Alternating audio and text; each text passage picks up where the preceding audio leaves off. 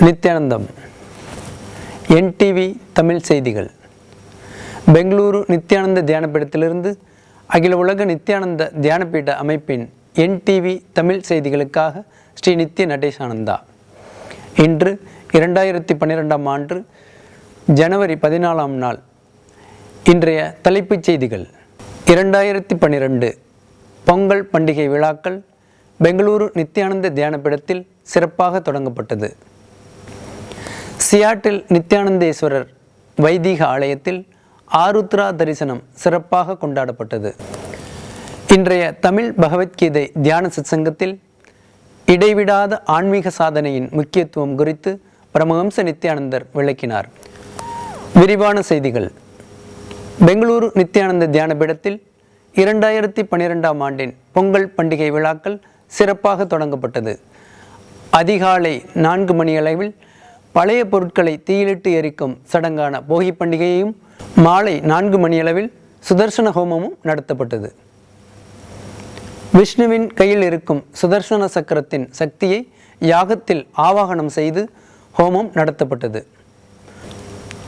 சுதர்சன சக்கரம் தீயவற்றை அழித்து நல்லவற்றை நிலைநிறுத்தும் சக்தியை கொண்டது. போகி பண்டிகை என்று நடத்தப்படும் சுதர்சன ஹோமம் வாழ்வின் அனைத்து வளங்களையும் அருளும். சியாட்டில் நித்யானந்தேஸ்வரர் வைதிக ஆலயத்தில் இன்று ஆருத்ரா தரிசனம் நடைபெற்றது. சியாட்டில் ஆசிரமத்தில் உள்ள வைதிக ஆலயத்திற்கு பশ্চিம சிதம்பரம் என்று பரமஹம்சரால் பெயரிடப்பட்டுள்ளது. இதன் பொருள் சிதம்பரத்தில் இருக்கும் நடராஜ ஆலயத்தின் அதே சக்தியை வெளிப்படுத்தும் கோயில் என்று பொருள். அதனால் சிதம்பரம் ஆலயத்தின் நடைபெறும் ஆருத்ரா தரிசனம் நிகழ்ச்சி அதே நேரத்தில் சியாட்டில் உள்ள நித்யானந்தேஸ்வரர் வைதிக ஆலயத்திலும் நடைபெற்றது. இந்த நன்னாளில் நடராஜருக்கு நாமே நேரடியாக அபிஷேகம் செய்யும் பாக்கியம் கிடைக்கப்பட்டது. ஆருத்ரா தரிசனத்தின் போது திருவம்பாவை பாடப்பட்டு 6 முறை ஆரத்தி சமர்ப்பிக்கப்பட்டது.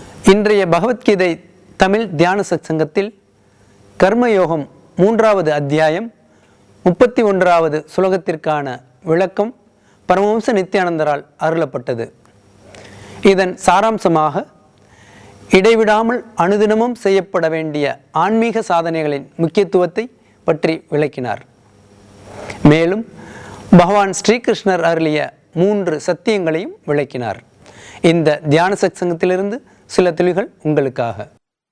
நீங்கள் ஞானமடைந்தவர்களாக இருந்தால் கூட தினந்தோறும் செய்கின்ற ஆன்மீக சாதனை தடைபடக்கூடாது. சாதனையை இடைவிடாது கடைபிடித்தல் என்கின்ற குணம் எக்காரணம் கொண்டும் மாறக்கூடாது.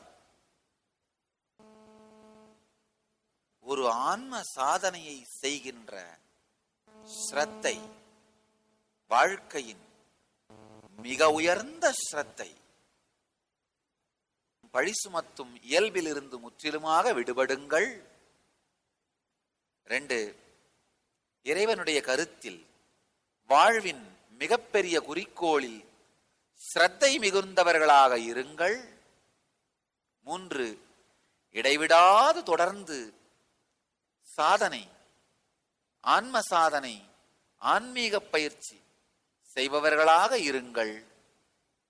இந்த 3ஐயும் செய்பவர்களாக இருப்பீர்களானால் நீங்கள் எல்லா விதமான நிறைவேறாத, முற்றுப்பெறாத மன அமைப்புகளிலிருந்தும் சம்ஸ்கார பதிவுகளிலிருந்தும் விடுபட்டு ஜீவன் முக்தர்களாகிறீர்கள். பரமஹம்ச நித்யானந்தரின் இன்றைய ஜீவன் முக்தி சூத்திரம்.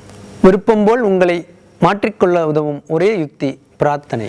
மீண்டும் நாளைய என்டிவி தமிழ் செய்திகளுடன் சந்திப்போம். நித்யானந்தம்.